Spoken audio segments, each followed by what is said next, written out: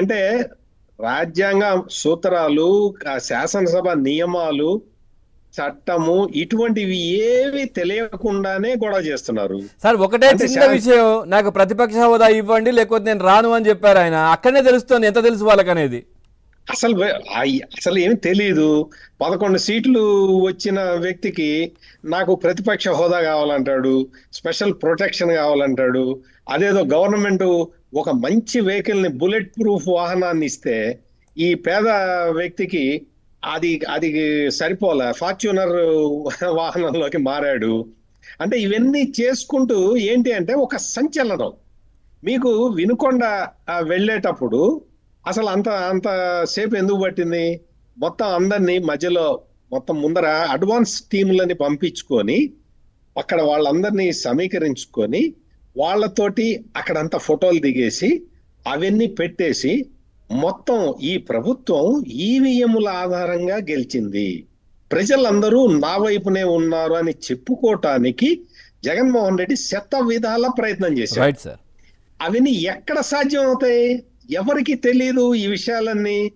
ఈయన ఎప్పుడైతే రాజ్యసభ మన రాష్ట్రపతి పాలన అని అడిగాడో అప్పుడే అర్థమైపోయింది ఇతనికి ఏమి నాలెడ్జ్ లేదు, ఇతనికి ఏమి తెలియదు, ఇతను 5 సంవత్సరాలు ముఖ్యమంత్రిగా ఉండి కూడా ఏమీ నేర్చుకోలేదు అనే విషయం చాలా స్పష్టంగా అర్థమైంది. కాబట్టి ఈయనతోటి కలిసి వచ్చే పార్టీలు కూడా ఏమి నాకైతే ఏం కనపట్టలేదు. ఎందుకు వస్తాయి సార్? ఏమని వస్తాయి? ఏం కలిసి వస్తాయి? దేని గురించి ఫైట్ చేస్తున్నారు ఆయన? అసలు ఏం జరిగింది రాష్ట్రంలో? 45 రోజుల్లో జరిగింది ఏంటి? అసలు ఏం చెప్తారు వాళ్ళకి? ఇదంతా ఏంటంటే పెట్టుబడులు రాకుండా చేసే కుట్ర. ఇప్పుడిప్పుడే పెట్టుబడిదారులు కావచ్చు, పారిశ్రామికవేత్తలు నమ్ముతున్నారు, ఇప్పుడిప్పుడే బయటకు వస్తున్నారు ఆంధ్రప్రదేశ్ లో పెట్టడానికి.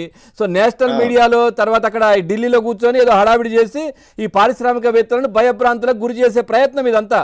రాష్ట్రాన్ని నాశనం చేసే ప్రయత్నం మళ్ళీ పూనుకున్నారు ఆయన. ఏ కూటమిలో లేని బీఆర్ఎస్ వీళ్ళకి మద్దతు పలకచ్చు. ఎక్కడ ఏమున్నారు సార్? ఏమున్నారు ఇక్కడ? బీఆర్ఎస్ కి ఏమున్నది? ఏమి లేదు, మద్దతు పలకచ్చు. పార్టీ ఎవరన్నా రిప్రజెంటేటివ్ పంపించవచ్చు, లేకపోతే సాక్షాత్తు కేసీఆర్ వచ్చినా రావచ్చు. అంతే తప్ప ఇంకా ఎవరు వచ్చే అవకాశం లేదు. ఇట్లా అంటున్నాను అంటే వాళ్ళ కూతురు మామూలుగా ఇబ్బందులు అక్కడ ఉంటేనే ఆయన వెళ్ళలేదు. సో ఇప్పుడు ఈయన కోసం వెళ్తారా? పోతే కేటీఆర్ వెళ్తాడు కదా. రైట్, కేటీఆర్ వెళ్తాడు, వస్తాను సార్. ఇంకా చాలా అంశాలు ఉన్నాయి.